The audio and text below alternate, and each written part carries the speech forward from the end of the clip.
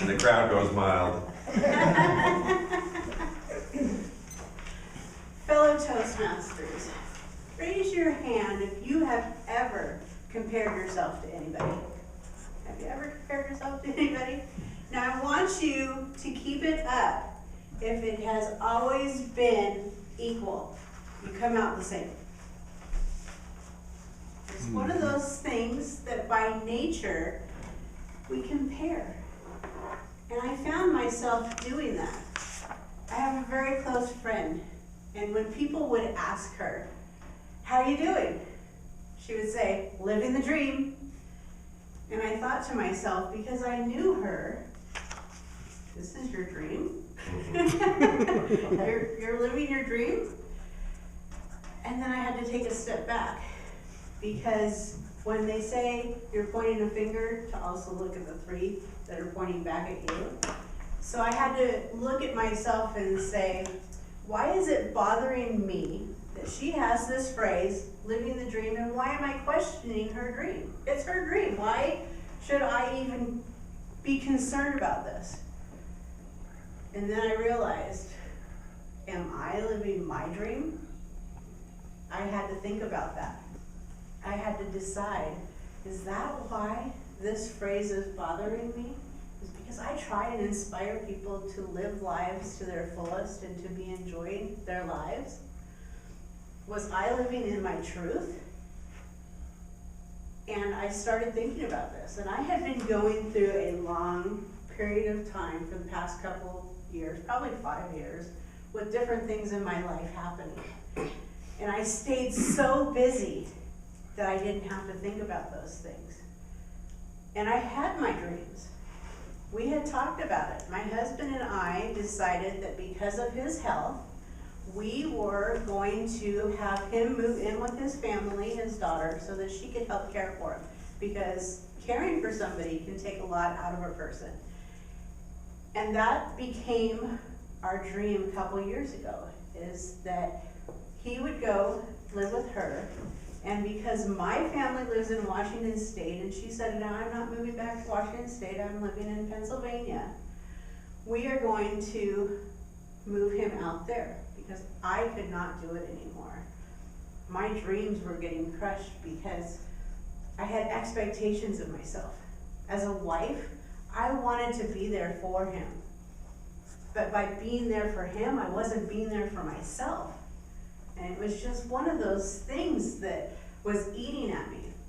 And then we had the plan and the dream. He would be there, and I would spend my time between Washington and Pennsylvania. Now, mind you, when we came up with this plan, I didn't realize exactly how far Pennsylvania was. When I flew back there the first time, because it was still the dream of splitting time between Washington and Pennsylvania, I was going to make it work, because I was that type of person that family means everything to me, so I was going to split my time with my family in Washington and my family in Pennsylvania. When I flew back, I did the calculations of how long it would take me to drive, because I like to drive places, but it's a long drive. And then I figured out the cost of airfare. That would be expensive also. So suddenly I'm questioning these dreams that I'm having. Is this going to work? How am I going to make it work? And then, as you all know, things changed, and he passed away. And then all of a sudden, my dream of living a life with him in it, I didn't know how at that point, just because I was still trying to figure it out, and I wasn't letting my brain have the time, because I was keeping busy. And then earlier this year, everything just got to a point where I got extremely depressed. And I've had depression before in my life, but this time I really have recognized it. And they say depression is when you're looking at the past. You're thinking about the past. If you have anxiety, you're thinking about the future, and you're trying to figure that out. So I realized, okay, it's got to be my past, because I haven't dealt with everything that I should be dealing with. Everybody has it in a different way and takes their time and so forth. So with the this depression that I went into, I had to think, okay, go back to the fundamentals. What are my dreams? Because I know that if I have the dreams and the hope, that gets me to the next day. And then eventually the next day and the next day. And as I go through these steps, I'm thinking, when somebody asks me how am I doing, and I can fully say with a smile, I'm living the dream, and fully feel it in my heart, that's when I know. So I had to go through the process of thinking again and going back to the fundamentals. What are my goals? What am I breaking down? What is it that I want? What is it that I do that I enjoy? Because I'm at a point in my life, if I'm not enjoying it, I'm not doing it. It's just not worth it. As I said, my family is everything to me. I do not enjoy winters at all in Washington State, and part of my dreams eventually were to move to California. And I go back and forth with that. But then also when I commit to something, I stay with it. And I have committed for the next few years to be doing activities in Washington State. And so therefore I will be staying in Washington State, but with the dream of eventually living by the ocean in California, where it's warm and nice and 72 all the time and fog rolls in. That's a lovely dream. But let's get back. We'll go back to where I am right now. So I'm in this depression, trying and questioning myself. And I'm thinking, okay, everybody knows you do vision boards and you think of all these things. And I had to realize that, yeah, I make vision boards, but it's what the visions are in my head. What am I telling myself? Because I don't know about you, but I'm one of these people that are extremely hard on myself. The self-talk that comes in. As I said, I make commitments and I stick with them. And sometimes I have to say, is that commitment worth it anymore? And I had to really evaluate. And I kind of stepped back from the world for a little bit and reevaluated. And Toastmasters was one of those things. And I've been in Toastmasters for over 10 years now. And as experienced Toastmasters that are an advanced club, you know people come in and out and life happens. But Toastmasters has been a root in my being. It's just one of those things where I call my Toastmasters my tribe. Because not only do we have our clubs and our district, but it's really interesting. When I go to events and trainings, and I mention that I'm in Toastmasters, 5 or 6 people on the break come up to me and say, I'm in Toastmasters too. It's a club. It's one of those things that if you say you're in Toastmasters and there's another one, they're going to come up and talk to you because we have that bond. So I decided that Toastmasters was going to stay in my life. And how am I going to integrate that and live my dream? As most of you know, I do eventually want to travel and speak and share with things. But another event that scared me was I was a co-author of a book, and we wrote a chapter, and it got published. And it scared me when it got published, because what I was thinking and what I was telling the world was out there. And then again, the voice came in of like, are people going to compare me to themselves? Am I going to start comparing myself? And I had to stop the voices and realize that I was living my authentic self and I was telling my truth. And if people were not accepting my truth, perhaps it's something that they need to look inward. And why is that truth bothering them?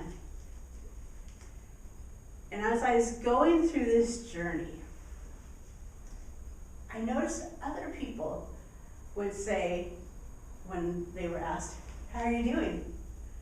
Living the dream. And so now I ask the person, if I say, how are you doing? And they say, living the dream, I look them straight in the eye and say, really? dream. And it's really interesting. All of a sudden, this saying is, am I really living my dream? And because it's become that cliche where people just say, living the dream. And when I question it, I'm not questioning it to be facetious or mean, like, yeah, okay, we know that this is, coy and you're just saying it because you want to sound like it's great. I want them to see, are they really living their dream? And if they are, I want to know what their dream is. Because maybe I know somebody who can help them with their dream. People love to help people. Mike, if you were to tell me that your dream was to speak in front of high school students about things, I have a community now that I can connect you with because I know these people. And Deborah, if you were to tell me that you wanted to go down to California and see all the butterflies that fly down, I may be able to hook you up with somebody that I know to where you wouldn't have to spend a whole bunch of money on hotels or so forth. It's just those connections, and we love to help people. And so when I say and ask, are you living your dream, or what is your dream? People look at me, and sometimes we can have really interesting conversations. So now what I want you to do is just for a moment, think, what is a dream that I had or have? And am I living it? Because so for many years, we are told our dreams are not good enough, or they're not big enough, or they're too big. And we compare. People are afraid to say what their dreams are because they are afraid that somebody is going to judge them, compare them, and they're not sharing it. I want people to start sharing their dreams with one another so that we can help each other. It's amazing when you start talking to people and learning different things in the connections, you realize that this world really isn't as big as sometimes we think it is. Sometimes there's something going on that we don't know about, but we know somebody else knows about. I have a very close friend who's going through cancer right now. And it's a serious cancer because she didn't catch it early enough. And she is going through different options. And what's nice is we have this community where we get together. And 3 days a week, we're on Zoom and we do a call where we envision her healthy and happy and living the life that she wants. When she started chemotherapy earlier this year, every time they would take tests, the markers would go up. And not by a little bit, they would double each time. And it's scary. I've been through this with people, and she's my age, and I'm thinking, oh my gosh. But she has the attitude that she is going to live her dream, and she's not going to be comparing anymore. And we have these calls every morning, and one morning she announced that she was stopping chemotherapy.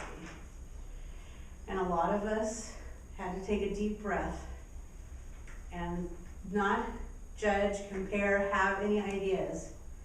We had to decide this is the way that she wants to live her life, and if we want to be there for her and support her living that life, we are going to.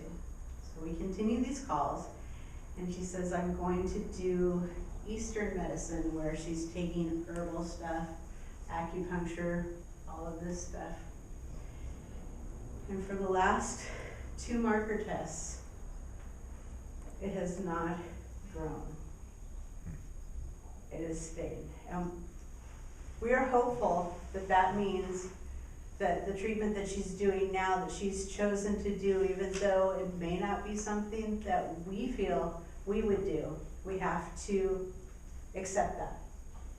And it is very interesting to see this transformation in her, because she always became the advocate of this health situation. She does the research. And then with different therapies that are coming along, somebody from our group said, there's a treatment with stem cells and there's this other treatment. And now she's looking into those and they've had phenomenal help. And that's where I get back to sharing your dream. When she shared with us, chemotherapy is not for me. It's not working, obviously, because the markers just keep going up. She shared with us. And instead of us judging or comparing, we just took it in and thought, who do we know? And we just throw people out of, here's a connection. And so I want you to also think about your dream and if you're living that. But if you know somebody else's dream, how can you support them in that? Let them know that you have their backs, that you are with them and are walking them. Because for me, I know when I had shared my dreams at the beginning, you have everybody who is very caring and wants to look out for you. My family, when I said I want to be a speaker, looked at me and thought, probably not. Not a good choice for you, because I made the mistake, of course, of saying motivational speaker. And if you think motivational speaker, who doesn't think about Tony Robbins, who is jumping on the stage, up and down in this big thing? I'm not that type of speaker. But my family, that's what they envisioned as a speaker. And so I had to change that perspective for them. And talking about visions and living the dream, I love vision boards, but I don't put everything up on a vision board all the time. But I notice whatever I'm thinking about is coming, and it shows up. And then I have to remind myself, if I'm not thinking positively, that's showing up too. But as far as speaking and that being one of my dreams, I had always wanted to present on Jack Canfield's stage. Not as a participant in one of his programs, but as a trainer. And I didn't know how I was going to do that, because very select people are chosen to become up on stage. You can be an assistant at different events, and that's great. But this April, I'm trying to get my time. This April, the call went out and they said, we need presenters for our training and give your proposal. So I sent mine in and they said, yeah, we can do it. So I got to spend 15 minutes on stage presenting, not being a participant, but presenting to the group. And when I was up there, I was living my dream, and I knew that it felt right. So, fellow Toastmasters, whatever your dream is, it's not too big, too small. It is your dream. Go ahead and live it.